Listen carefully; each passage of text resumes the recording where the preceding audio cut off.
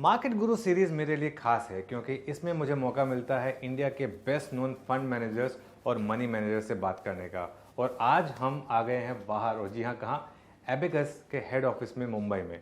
तो आप समझ गए होंगे आज मेरे गेस्ट कौन हैं। आज हम बात करेंगे इंडिया के बेस्ट नोन और बेस्ट परफॉर्मिंग फंड मैनेजर्स में से एक सुनील सिंघानिया। सुनील सिंघानिया का स्टॉक मार्केट्स में एक बहुत शानदार ट्रैक रिकॉर्ड रहा है। एक म्यूचुअल फंड में उन्होंने 100 से ज़्यादा गुना रिटर्न्स जनरेट किए थे अपने इन्वेस्टर्स के लिए, रिलायंस म्यूचुअल फंड में। और उसके बाद उन्होंने अपना खुद का एक इन्वेस्टमेंट फर्म स्टार्ट किया एबेकस के नाम से, जहां पर उन्होंने अपने इन्वेस्टर्स को शानदार रिटर्न्स दिए हैं। सुनील को जाना जाता है मार्केट साइकिल समझने के लिए और बहुत इंपॉर्टेंटली स्टॉक सिलेक्शन के लिए, क्योंकि उनके कई स्टॉक्स हैं जो 100-200 टाइम्स रहे हैं पिछले कई सालों में। और अपने इस फंड में भी इन्होंने काफ़ी बड़े बड़े मल्टी बैगर्स जनरेट किए हैं पिछले 3-4 साल में और लगातार मार्केट्स को आउट परफॉर्म किया है। तो आज हम बात करेंगे मिस्टर सुनील सिंघानिया से। तो चलिए चलते हैं सीधा उनके ऑफिस और मुलाकात करते हैं उनसे। और सुनील सर, गुड मॉर्निंग। अरे थैंक यू सो मच। आज हम सीधा आपके ऑफिस आ गए। हमने सोचा चलिए आज आपके सीधा ऑफिस जाएंगे। नहीं, मैं तो खुश नसीबी तो हमेशा मेरी है। थैंक यू सो मच हमें टाइम देने के लिए, और आज आपसे बात करेंगे फर्ज।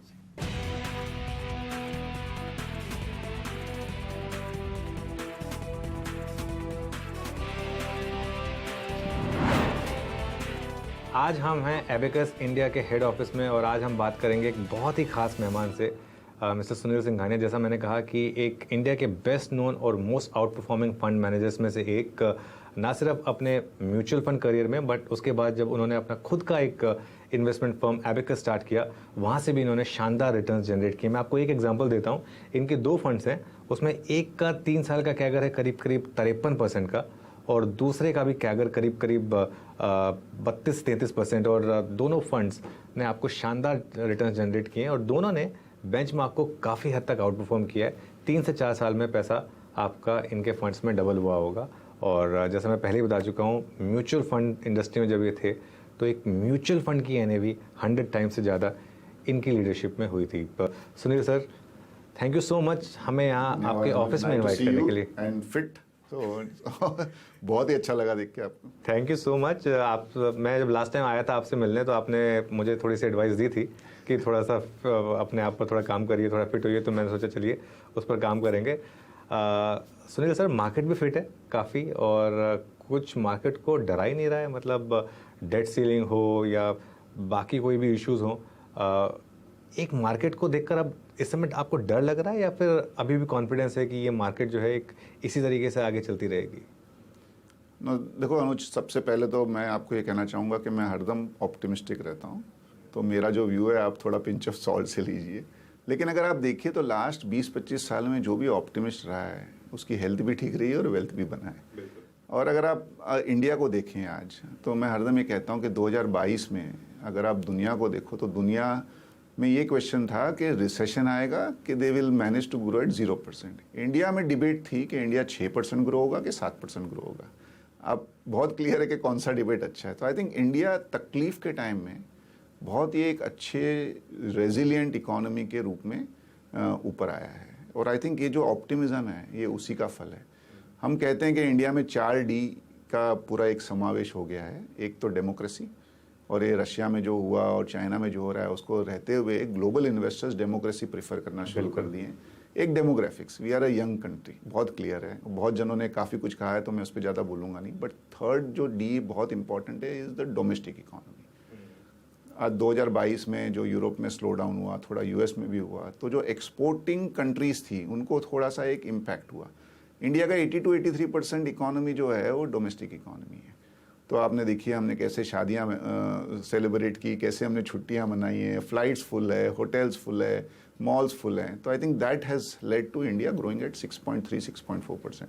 और लास्ट जो है हमारा जो फिजिकल इंफ्रास्ट्रक्चर जो लैग कर रहा था वो भी बन रहा है अभी, बट जो लैग कर रहा था वो डिजिटल इंफ्रास्ट्रक्चर ने हमको बहुत एफिशिएंट बना दिया है। तो इकोनॉमी 6% ग्रो हुई, लेकिन हमारे टैक्स कलेक्शन 20% ग्रो है।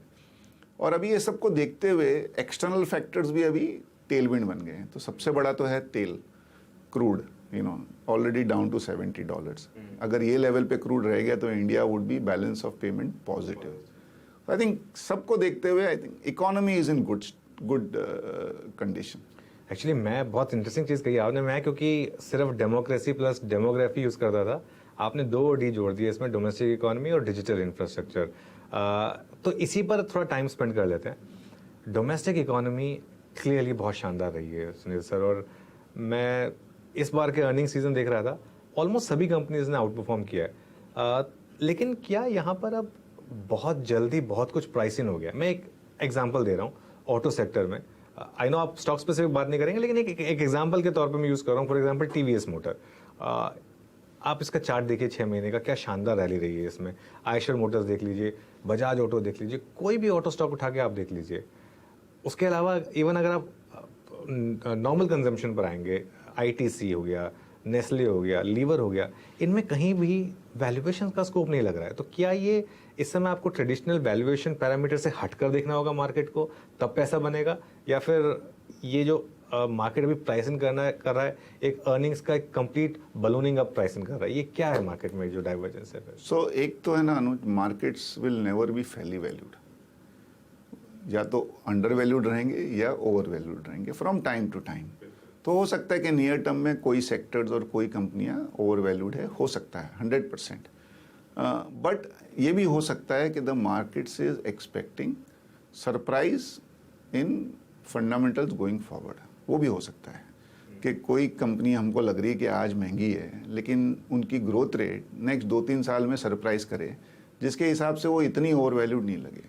थर्ड क्या होता है ना, जब पैसा बाजार में आता है, जैसे अभी दिख रहा है मई में we have $5 billion of net flows, बहुत दिनों बाद 1 महीने में इतना बड़ा फॉरेन का फ्लो आया है, तो टेम्पररीली एलोकेशन मनी ये मिसमैच क्रिएट करता है। तो मैं ये नहीं कहूँगा कि बाजार बहुत सस्ता है, बट बाजार ट्रेडिशनल पैरामीटर के हिसाब से ज़्यादा महंगा भी नहीं है। तो अगर आप देखिए 18,000 का इंडेक्स अक्टूबर 21 में था, अब 18,000 का इंडेक्स है, तो 18 महीने में बाजार ने कुछ नहीं किया है। वो 18 महीने में 6 क्वार्टर की earning, cumulative profit growth is 30%। तो बाजार 30% चीप हो गया कंपेयर टू अक्टूबर 21। आज अगर हम देखें, और आज अगर हमारा व्यू है कि अगले 2 साल में 16-17% का प्रॉफिट ग्रोथ आएगा, तो markets are eight 17 times FY25, जो सस्ता नहीं है बट ज़्यादा महंगा भी नहीं है, particularly for a economy like India. तो हाँ, आज अगर आप मुझे कहोगे कि इन्वेस्ट करना मुश्किल काम है, इट्स नॉट ईजी, लेकिन इतना भी मुश्किल नहीं है कि 15-17% रिटर्न ना बने। और घूम फिर के they will always be stocks जो महंगे हो गए हैं, and there will be stocks जहां अपॉर्चुनिटी है। तो हमारा काम तो वही है। बिल्कुल। मई में मेरे ख्याल से काफी पैसा आ चुका है, अप्रैल के सेकंड हाफ से वो पैसा आना शुरू हुआ था, और उसके बाद मई में वो काफी पैसा आया। ये अब क्या, एक आप रिस्पाइट दे रहा है डोमेस्टिक फंड मैनेजर्स को, जो एक समय पर जिनको बहुत पैसा लगाना पड़ा था मार्केट में, क्योंकि एफआईएस काफ़ी बेच रहे थे। उससे पहले 5 महीने का फेज आया जिसमें एफआईएस ने लगातार बेचा। लेकिन एक बहुत इंटरेस्टिंग चीज़ थी, मार्केट उन 5 महीनों में भी बहुत ज़्यादा नहीं गिरा। मतलब बहुत लोग कंपेयर कर रहे थे 2008 के क्राइसिस से कि उतनी एफआईआई सेलिंग में लास्ट टाइम तो हम 60% गिर गए थे पीक से, इस बार हम हार्डली 18% गिरे फ्रॉम पीक टू बॉटम। तो क्या ये एक तरीके से अब रिलीफ दे रहा है डोमेस्टिक फंड मैनेजर्स को थोड़ा सा? और ये क्यों हो रही है, इतनी बाइंग क्यों हो रही है? ये लॉन्ग ओनली फंड्स हैं या एक मोमेंटम चेजिंग ETFs हैं आपके हिसाब से? देखो, 2-3 चीज़ें। एक तो आई थिंक सबसे बड़ा नमस्कार मीडिया को और रिटेल इन्वेस्टर्स को। आज एफआई ने इतना माल लास्ट 18 महीने में $35 बिलियन का माल बेचा, बट द कॉन्फिडेंस जो रिटेल इन्वेस्टर्स का था और जो एजुकेशन आप लोगों ने दिया है कि भाई बने रहिए, बिल्कुल, वो बहुत ही इंपॉर्टेंट रहा है। आई थिंक जितना भी फॉरेनर्स ने माल बेचा, पूरा का पूरा डोमेस्टिक म्यूचुअल फंड्स ने खरीदा है, बिकॉज इन्वेस्टर ने उनको पैसा दिया। आई थिंक वो कंटिन्यू रहने वाला है। I don't think there is going to be slow down there. और मैं कहता हूँ ना, ये बोलते ना, ये इवोल्यूशन के स्टेज से मैच्योरिटी की स्टेज पे इंडियन इन्वेस्टर आ गया है कि भाई ये देश में ग्रोथ है, इसमें आप पैसा लगाते रहिए, आपका 12-15% रिटर्न हर साल बनते जाएगा। अब आते हैं फॉरेनर इन्वेस्टर्स के ऊपर। तो लास्ट 18 महीने 2 साल बहुत ही डिफिकल्ट रहा है। कोरोना से उबर रही थी, और फिर रशिया यूक्रेन वॉर हो गया, इन्फ्लेशन 30-40 ईयर हाई पे था, इंटरेस्ट रेट्स इतना जोर से बढ़ गया, और फिर जब सब स्थिति सुधर रही थी तो you have silicon valley bank और भी दूसरे रीजनल बैंक्स, क्रेडिट स्विस जैसी इतनी बड़ी बैंक ऑलमोस्ट डिफॉल्ट हो गई। तो आई थिंक इन्वेस्टर ने, जो ग्लोबल इन्वेस्टर हैं, उन्होंने बहुत चैलेंजिंग टाइम देखा है। अब जो मुझे दिखता है, और मैं यूएस भी जाके आया, मैंने एक नोट भी इशू किया था, बहुत क्लियर है कि ड्रैगन से हमें एलिफेंट पे मूव होना है। तो dragon is China, elephant is India, कि भाई कैसे हम थोड़ा थोड़ा हमारा जो एक्सपोजर है चाइना से हम दूसरे कंट्रीज में मूव करें, और उसमें इंडिया इज अप देयर। और ये movement is not only equity market, it is also manufacturing and economy. तो टिम कुक एप्पल वाला इंडिया आया था, बहुत बड़े स्टेटमेंट्स देके गया कि they want to make India दो सेंटर खोल के चले गए यहाँ पर। टेस्ला वाला बात कर रहा है, इतने सारे इंजीनियरिंग कंपनीज बात कर रही है बड़ी बड़ी। और फिर ग्लोबल इन्वेस्टर्स की बात करें तो ग्लोबल इन्वेस्टर्स भी बहुत क्लियर है, वो दिख ही रहा है ना हमको, रोज $200 मिलियन की बाइंग हो जाती है कि मनी इज मूविंग। तो अब क्या हो रहा है ना, पहले emerging market was a big asset class, उसमें चाइना का वेटेज था 30-35-40%, इंडिया का वेटेज था 10-12%। अब जो फंड लॉन्च हो रहे हैं दुनिया में वो हो रहे हैं इमर्जिंग मार्केट एक्स चाइना, कि भाई हमको इमर्जिंग मार्केट में पैसा डालना है लेकिन चाइना नहीं चाहिए हमको। तो जैसे आपने चाइना को निकाल दिया, इंडिया का वेटेज वो वाले फंड में 40-40% हो जाता है। तो I think some money is coming because of that. और लास्ट जो इंडिया स्पेसिफिक फंड्स जो पहले बहुत ही प्रचलित थे, वो बीच में फैशन नहीं था उनका, अब इंडिया स्पेसिफिक फंड भी आ रहे हैं। सर हमको भी पैसा मिला है बाहर से as a small asset management company, मैं अगेन जा रहा हूँ मिडिल ईस्ट में, वहाँ से भी हमें उम्मीद है कि बड़ा एलोकेशन होगा। तो there is appetite for Indian equities. तो फिर क्या मार्केट में एक रिस्क है सुनील सर इस समय, एक बबल का, एक ओवर वैल्यूएशन का, एक क्योंकि इतना पैसा आएगा तो वो स्टॉक्स तो लिमिटेड ही है। बट अभी तो शुरू ही है, अभी तो ट्रेन शुरू हुई है, आप अभी से रोकने की क्यों बात कर रहे हो? रोकने की बात नहीं कर रहा हूँ मैं, कह रहा हूँ एक मल्टअप, एक बबल फॉर्म। तो आने दो ना, अच्छा है अभी तो इन्वेस्टरों के लिए, जिसने अभी पैसा डाला है उनके लिए तो अच्छा ही है। अभी तो बहुत दूर है हम, अभी बहुत दूर है उससे। बबल 30-40-50 पी होता है तो उसको बबल कहते हैं, 17 पी में कहाँ से बबल हो गया? ठीक है, कोई इंडिविजुअल स्टॉक्स हो सकता है, और इंडिविजुअल स्टॉक्स में जो बिना वैल्यूएशन को देख के खरीदे हैं उनको उसका फल भी मिल रहा है। लास्ट 1-2 साल में वो नहीं चले हैं शेयर। अभी भी हमने देखा है काफी शेयर जो वैल्यूएशन में बहुत ज्यादा हो गए थे और जिसमें रिजल्ट डिसअपॉइंट हुए वो आधे हो जाते हैं। तो as investors you have to be careful. चलिए फिर एक छोटा सा ब्रेक लेते हैं और ब्रेक के बाद वापस लौटेंगे और सुनील सर से और बात करेंगे।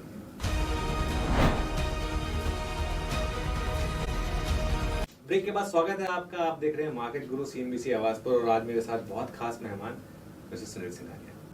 एक स्पेस जहां पर आपने बहुत महारत हासिल की थी, बहुत पैसा भी बनाया था आपने, NBFC स्पेस में आपने 2-3 बहुत शानदार स्टॉक्स चुने थे। गोल्ड फाइनेंस में आपका एक पिक था, वो बहुत ही ज़बरदस्त चला था। इस स्पेस में अब वापस मोमेंटम दिखना शुरू हुआ है। RBI ने जो पॉज किया था पिछले क्वार्टर में, वहाँ से वो रैली स्टार्ट हुई। क्या आपको लग रहा है कि ये अभी भी मार्केट को पॉकेट लीड कर सकता है? इसमें बैंक्स भी जोड़ देता हूँ एक्चुअली। सो एक्चुअली बैंक्स और फाइनेंशियल सर्विसेज, जो लेंडिंग वाले फाइनेंशियल सर्विसेज, अगर आप कंपनियां देखो तो 4-5 साल बहुत टफ गया उनका। पहले डीमोन हुआ, फिर GST हुआ, कोविड हुआ, बहुत ही स्ट्रेस हुआ उनको, बिकॉज ये 3 इतने बड़े इवेंट हैं ना कि आप कितना भी एफिशिएंट सिस्टम हो आपका, थोड़ा बहुत तो NPA आया ही है सबको। Now we are behind it. और बैंक्स के केस में जो 8-10 साल जो कॉर्पोरेट का NPA था, वो भी उसकी भी पूरी सफाई हो गई। तो अगर आप बैलेंस शीट देखिए, कोई बैंक में NPA है ही नहीं। बिल्कुल। मानी काफी तो बैंकों ने एक्स्ट्रा प्रोविजन करके रखा है कि अगर फ्यूचर में आए, तो अगर फ्यूचर में भी NPA आया तो भी प्रोविजन नहीं है। दूसरी तरफ credit growth is very high. एक तो केपेक्स चालू हो गया है कॉर्पोरेट साइड और गवर्नमेंट का, दूसरी तरफ लोग भी, चलो अभी थोड़ा इंटरेस्ट रेट बढ़ा हुआ है तो थोड़ा मॉर्गेज में डिमांड कम है, लेकिन लोगों को भी ये लगने लग गया है कि भाई नहीं, घर तो अच्छा होना ही चाहिए। तो देयर इज गुड डिमांड, और NPA है नहीं। आपने जैसे कहा इंटरेस्ट रेट साइकिल अभी लग रहा है पीक हो गया, 10 year G-Sec is back to 7% from 7.4-7.5%। तो नेक्स्ट 2-3 साल बहुत ही अच्छा होगा for banks and lending financial services company. जहाँ तक NBFC का सवाल है, अगर आप देखिए तो ये 3-4 जो बड़े इवेंट हुए उसमें काफ़ी NBFC है ना साफ हो गई। तो अभी जो सर्वाइव हुई है ना, दे आर स्ट्रॉन्ग, उनके सिस्टम्स एंड प्रोसेस अच्छे हैं, प्लस कॉम्पिटिटिव इंटेंसिटी कम है। तो I think it's a good space. It's a good space. Digital infra की आपने बात की, आपने काफ़ी बड़ी इन्वेस्टमेंट की थी रूट मोबाइल में, जिसने आपको काफ़ी रिटर्न्स जनरेट किए थे। ऑब्वियसली स्टॉक स्पेसिफिक क्वेश्चन नहीं है, लेकिन इस स्पेस में लिस्टेड प्लेयर्स आपको लगता है आगे जाके और बढ़ने वाले हैं? और क्या यहाँ अभी भी एक इन्वेस्टर के लिए अपॉर्चुनिटी है लिस्टेड मार्केट में? अनलिस्टेड मार्केट में शायद हो, लेकिन लिस्टेड मार्केट में क्या यहाँ भी अपॉर्चुनिटी है अभी? तो अनुज, अगर आप देखिए ना, हमारी जो बेस्ट इन्वेस्टमेंट डिसीजंस होते हैं ना, वो out of your personal experience होते हैं। बिल्कुल। लोग बोलते हैं HDFC बैंक, अगर हमने उस समय देख लिया होता कि कितने लोग HDFC बैंक में अकाउंट खुलवा रहे हैं जब ये शुरू हुई थी, it was a very easy decision to make. Same is the case with digital. आप देखिए हम कैसे काम कर रहे हैं, हमारे बच्चे कैसे पढ़ रहे हैं, हम कैसे खरीदारी कर रहे हैं, हम एंटरटेनमेंट कैसे देख रहे हैं। आई थिंक सब में digital is now become the biggest contributor. सुबह उठते सबसे पहले आप क्या चेक करते हो? अपना मोबाइल फोन। और शाम को रात को सोने के टाइम पे क्या करते हो? तो everything is in that device and it is not, चलो फोन वोन कंपनियां तो ठीक है, बट क्योंकि सब कुछ इंटीग्रेटेड है तो आई थिंक ये सेगमेंट और ये जो थीम है ना, ये मल्टी ईयर थीम है। अभी ऑब्वियसली इसमें बिकॉज फास्ट ग्रोइंग है तो 2021-22 में बहुत जोर से बबल आ गया था एक, जहाँ पे है ना आप खाली डिजिटल कंपनी हो तो आपको कुछ भी वैल्यूएशन मिलता था, वो गिरा भी जोर से। अब की बार जो करेक्शन वापस से ऊपर की तरफ आया है, particularly in US, that is only in profitable companies and larger companies. तो मार्केट ने भी ये समझ लिया है कि अल्टीमेटली हाँ थीम तो अच्छी है, लेकिन हमको ऐसी कंपनियां चाहिए जिसमें प्रॉफिट बनता हो। तो इंडिया में आप देखिए जितने भी IPO आए थे दे वर गुड कंपनीज, लेकिन प्रॉफिट नहीं था और वैल्यूएशन बहुत ऊपर थे। वैल्यूएशन एक रीजनेबल आए तो लोगों को कॉन्फिडेंस आया, लोगों ने खरीदा भी है। हमारा अनफॉर्चुनेटली एट अबैकस हमारा एक क्लियर है मंत्रा कि हम लॉस मेकिंग कंपनी में इन्वेस्ट नहीं करते हैं unless there is visible profitability. और लॉस मेकिंग कंपनियां ये सेगमेंट में बहुत हैं। तो अगर आपका जो माइंडसेट PE इन्वेस्टमेंट टाइप का है तो आप जरूर देख सकते हैं, लेकिन even on the listed profit making space है काफ़ी अपॉर्चुनिटीज अभी भी जिसमें आपका अच्छा ग्रोथ के साथ में रिटर्न बन सकता है। एक बस बड़ा सेक्टर इंडिया का जिसने इस रैली में पार्टिसिपेट नहीं किया, हालांकि ऑफ लेट थोड़ा पार्टिसिपेशन आया है, वो है large cap IT। Mid cap IT ने तो अच्छा आउट परफॉर्मेंस दिखाया, लार्ज कैप IT में खासतौर से इन्फोसिस की गाइडेंस के बाद एक मार्केट को थोड़ा शॉक लगा था। क्या मार्केट अब उससे उभर रहा है? आपको लग रहा है कि वो एक नी जर्क रिएक्शन था या फिर ये सेक्टर अभी भी अंडर परफॉर्म करेगा आपके हिसाब से? नहीं, देखो IT में जो कंसर्न थे वो जायज़ कंसर्न थे। आज स्लो डाउन ग्लोबली है, उसका इम्पैक्ट IT में आएगा। हमने पहले बात की थी कि India benefited because of domestic economy. ये sector is completely dependent on global economy. बिल्कुल। तो अगर ग्लोबल इकोनॉमी में स्लो डाउन है तो उसका थोड़ा बहुत तो रिपरकशन IT पे आएगा ही। दूसरा, अभी ये जो चैट GPT और ऑटोमेशन की बात कर रहे हैं तो लोगों को ये भी फियर है कि जो पहले 100 लोग लगते थे एक प्रोजेक्ट में वो 30-40 में ही हो जाएगा, तो उसको लेते हुए भी थोड़ा स्लो डाउन का एक बोलते हैं ना अनुमानी एक ऐसा है, रिस्क है। हाँ। और ऑन द अदर हैंड बड़ी IT कंपनी ने आके गाइडेंस सबने कट कर दिया अपना, तो उससे भी थोड़ा सा एक फियर हुआ। तो आप सही कह रहे हो कि बड़ी IT कंपनी में पर्टिकुलरली जो 2-3 नाम लिए आपने उसमें अंडर परफॉर्मेंस आया है। लेकिन अगर आप देखिए डिस्पाइट इतने concern, generally IT sector has been one of the best performer. बिल्कुल। हाँ। मानी आप थोड़े 2-3 बड़े कंपनियां भी देखें, नहीं 2-3 लार्ज कैप ने भी 10% रिटर्न दिया है ईयर टू डेट। सेंसेक्स ने तो 1% 2% ही रिटर्न दिया है। हमको लगता है कि we are in bubble. TCS ने आउट परफॉर्म किया फॉर एग्जांपल। आपने कहा कि we are in bubble territory. नहीं मैं ईयर टू डेट हाँ। Nifty is up 2.5%। 2023 में अभी तक सिर्फ 2.5% बढ़ा है निफ्टी। अगर आप देखोगे तो हाँ ठीक है, वो एक बार गिर के फिर ऊपर आ गया। इसके लिए हमको लगता है स्टार्टिंग पॉइंट कई बार थोड़ा सा हम गलत ले लेते हैं। हाँ। और मिड कैप IT तो 40-40 50% ऊपर हो गए। तो when there are so much concerns the sector has done well. See ये सेक्टर है ना is the only sector where India is globally competitive. ये कंपनियां वर्ल्ड की बेस्ट कंपनियों में हैं। जितना प्रॉफिट बनाते हैं उतना बांट देते हैं, जितना प्रॉफिट बनाते हैं उसका कैश कन्वर्जन है। तो आई थिंक घूम फिर के ये सेक्टर को आप इग्नोर नहीं कर सकते। चलिए एक और सवाल मेरा, आप इस समय आप कहाँ पर बुलिश हैं? इस समय आपके पास क्योंकि काफ़ी पैसा आ रहा है, फ्रेश पैसा आप कहाँ डाल रहे हैं? कुछ थीम्स अगर आप 1-2 बता सकें तो। नहीं तो फाइनेंशियल सर्विसेज बहुत क्लियर है, it's a large sector also. लोग बोलते हैं कंसेंसस है, लेकिन 35-40% अपना मार्केट इज फाइनेंशियल सर्विसेज। लेकिन वहाँ आपको स्टॉक स्पेसिफिक अभी क्लियर होना पड़ेगा, बिकॉज इवन इन NBFC कोई तो 6 बुक पे है और कोई अच्छी कंपनियां 1.5 बुक पे भी मिल रही। तो it is always better from a fund manager कि भाई सेफ स्टॉक्स में चले जाओ, कोई क्वेश्चन नहीं करेगा, बट पैसा आपको दूसरे में बनेगा। दूसरा, I think IT services at some point of time you have to track, उसमें पैसा बनेगा। Third, domestic consumption but non staples, जहाँ पे थोड़ा सा डिस्क्रिशनरी है। और उसमें एक हेडविंड आई है तो शेयर थोड़े नीचे भी मिल रहे हैं, जैसे बिल्डिंग मटेरियल कंपनीज है, उसमें हमको मिल रहे हैं शेयर। फार्मा इंटरेस्टिंग हो रहा है, बट फार्मा में लगेगा 3-4 महीना, but it is worth now tracking. और डोमेस्टिक जो इंफ्रा रिलेटेड कंपनी है, जैसे रेलवे कंपनियों ने बहुत अच्छा किया है, I am not saying that you go and buy, but good segment. Cement लग रहा है कि डिमांड ग्रोथ इज गुड, अभी प्राइसिंग पावर अभी तक नहीं है but demand growth is good, वो छोटा सा एक सेक्टर हो सकता है। और इंडिया में एक अच्छी क्या चीज़ है ना, बहुत सारी लिस्टेड कंपनियां हैं और बहुत सारे नए थीम हैं। अभी एक बोलते हैं ना, एक टू प्ले ऑन लग्जरी या high and, that is a good thing, because ultimately अगर इंडियंस आर गेटिंग रिचर तो होगा उसमें वेल्थ मैनेजमेंट और एसेट मैनेजमेंट भी आएगा, बिकॉज अगर लोग रिच हो रहे हैं तो हमारा भी बिजनेस अच्छा ही करेगा। तो that is also a good theme which we can play from a long. तो इंडिया में अभी बुलिश रहे, मतलब कोई सोचे भी नहीं है अभी हल्का सा भी देखो आपको हरदम है ना, you have to be cautious. I am not saying कि कल का कल ने 10-20-25% बढ़ जाएगा, but India keeps on growing at 6.5-7%। तो उसको देते हुए 15% रिटर्न बनाना, 12 से 15% रिटर्न बनाना बहुत पॉसिबल है। और कभी एक अच्छा साल चला गया तो दैट रिटर्न गेट्स हाईलाइटेड। तो 12 से 15% क्या अगर बन जाना चाहिए अगर आप एक आप देखें लेके बैठे तो। हाँ, first 60 years $1 trillion, first 75 years of independence $3 trillion। तो हमको 75 साल लगे $3 trillion की वेल्थ बनाने में। ये 3 ट्रिलियन 6 ट्रिलियन होने वाला है अगले 7-8 साल में। तो जितना समय हमें $3 trillion वेल्थ बनाने को लगा, उतना ही वेल्थ हमारा 7-8 साल में बनने वाला है।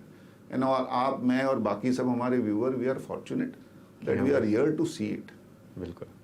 अच्छा सुनील सर, मार्केट्स की तो हम हमेशा बात करते रहते हैं, एक मुझे आपसे एक चीज़ पूछनी थी, ये एबेकस स्टार्ट करने का विचार कब आया आपको और ये एबेकस नाम आपने क्यों चुना? तो देखो मेरा अगर आप इन्वेस्टमेंट जर्नी देखो, 2003 से मैं रिलायंस म्यूचुअल फंड का फंड मैनेजर था। हमारा एक फिलॉसफी थी that India grows because of entrepreneurs and despite the government. India में जो एंटरप्रेन्योरशिप है, आदमी एक बार सोच लेता ना मुझे करना है, तो गवर्नमेंट का सपोर्ट मिले या ना मिले वो करके दिखाता है। और वही स्टॉक्स में हमने काफ़ी पैसा बनाया और वही स्टॉक्स की वजह से हम इतने बड़े फंड हाउस भी बन गए और वही हमने कंटिन्यू किया अबैकस में। बट तभी 2017 में मैं सोच रहा था कि पूरी ज़िंदगी मैंने एंटरप्रेन्योरशिप को सपोर्ट किया है और मैं खुद ही एंटरप्रेन्योर नहीं बन रहा हूँ। तो that was the starting point कि अभी आगे 10-15-20 साल ऐसा करना है कि जो मुझे करना है मैं करूँ, rather than concentrating on having the largest assets, can we have the best assets and best return. So that was the starting point. तो अबैकस तभी शुरू हुआ 2018 में। अबैकस जो है ABACUS was the first counting instrument। हम जब KG standard में स्लेट में आते थे, तो अगर आप हमारा टैगलाइन देखो तो उसमें लिखा है बिलीव इन द बेसिक्स। तो हमारा व्यू है कि जो बेसिक्स है दैट मेक्स मनी। और इसको थोड़ा मैंने मॉडिफाई कर दिया, KKUS is the name of my family, Kanchan, Khushi, Ujjwal, Sunil. अरे वाह, बहुत शानदार, बहुत शानदार। अच्छा, तो ये आपने थोड़ा सा इनोवेशन डाल दिया इसमें। तो सुनील सर, अगले 10 से 15 साल में आप अपने आप को कहाँ देखते हैं फिर? सर मुझे पता नहीं, मैं ये देखता हूँ कि अगर इंडिया ग्रो होगी तो आप, मैं, बाकी सब भी ग्रो होंगे। तो वी आर देयर, पैशनेटली काम करना है। मैं ओमाहा में गया था और बाकी तो सब काफ़ी, वॉरेन बुफे और चार्ली मुंगर ने बहुत कुछ बोली। एक चीज़ जो पहले लगता था ना, अरे यार वर्क लाइफ बैलेंस, रिटायर होना है, अब मेरा बहुत क्लियर है, I will retire in my grave. बहुत ही शानदार थॉट प्रोसेस सर, और थैंक यू सो मच आज फिर से आपने हमें यहाँ बुलाया और इतनी अच्छी हॉस्पिटैलिटी के लिए, और all the best for future. Thank you so much. Thanks for having me.